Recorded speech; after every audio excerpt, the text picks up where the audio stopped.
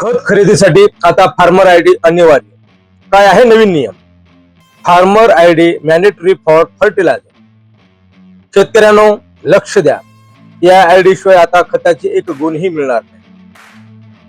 नमस्कार शेतकरी मित्रांनो, शिवम कृषी टेकच्या आजच्या नवीन व्हिडिओ मध्ये तुमचे मनपूर्वक स्वागत आहे.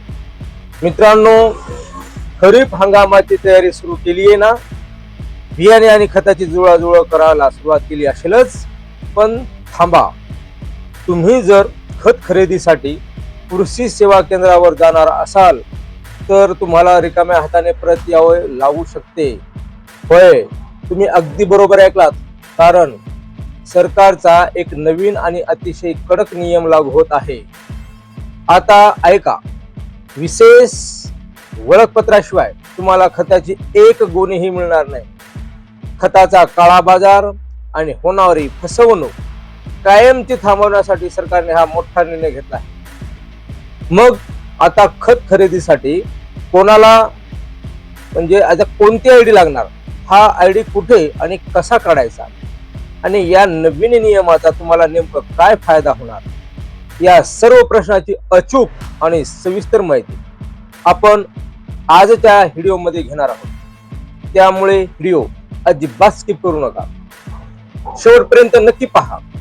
मित्रांनो, अनुदानित रासायनिक खताच्या जसे की युरिया, DAP खरेदीसाठी आता ॲग्रीस्टॅग फार्मर आयडी अनिवार्य करण्यात आली आहे. हा नियम का आला? अनेकदा काही बोगस लोक किंवा व्यावसायिक शेतकऱ्याच्या नावावर खत उचलतात आणि त्याचा काळा बाजार करतात. यामुळे खऱ्या आणि गरजू शेतकऱ्याला ऐन वेळेवर खत मिळत नाही. हे थांबवण्यासाठी आता प्रत्येक शेतकऱ्याला त्याचा स्वतंत्र फार्मर आयडी दिला जात आहे. प्रणाली कशी काम करेल? हा आयडी थेट तुमच्या आधार कार्डशी आणि तुमच्या जमिनीच्या नोंदीशी म्हणजे 7/12 उतारा जोडलेला असेल. तुम्ही जेव्हा दुकानात खत घ्यायला जाल तेव्हा ई-पॉस मशीनद्वारे तुमचा फार्मर आयडी टाकावा लागेल. सर्वात मोठा बदल, आता यापुढे तुमच्या नावावर किती जमीन आहे म्हणजे प्रति हेक्टर क्षेत्र, यांच्या हिशोबानेच तुम्हाला खताचा कोटा दिला जाणार आहे. त्यामुळे कोणालाही गरजेपेक्षा जास्त खत साठवता येणार नाही. हा नियम येत्या खरीप हंगामापासून म्हणजेच साधारणतः 1 जून पासून देशभरात आणि राज्यात काटेकोरपणे लागू होण्याच्या तयारीत आहे. या आयडी शिवाय तुम्हाला PM किसानचा हप्ता किंवा इतर शासकीय अनुदाने मिळण्यातही अडचणी येऊ शकतात.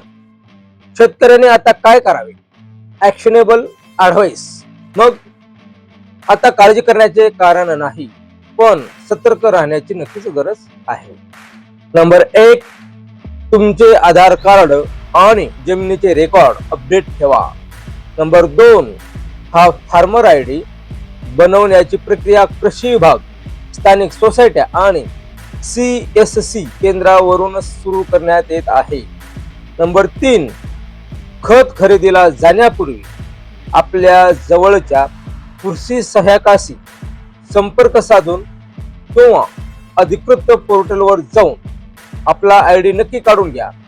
शेतकरी मित्रांनो, शासनाचा हा निर्णय खताचा काळा बाजार रोखण्यासाठी चांगला असला तरी ऐन हंगामात आपली धांदल उडू नये म्हणून आताच तयारीला लागा. ही महत्वाची माहिती तुमच्या प्रत्येक शेतकरी ग्रुपवर आणि मित्रांना नक्की शेअर करा, जेणेकरून कोणाचीही खतासाठी अडचण होणार नाही. अशाच खात्रीशीर आणि अचूक माहितीसाठी आपल्या शिवम कृषी टेक चॅनलला लगेच सबस्क्राईब करा. आणि हो, तुम्हाला प्रत्यक्ष काही अडचण असल्यास किंवा खते बियाण्याची दर्जेदार खरेदी करायची असल्यास मंठा लोणार रोड ढोकसाळ येथे आपल्या शिवम कृषी टेक त्या दुकानाला नक्की भेट द्या.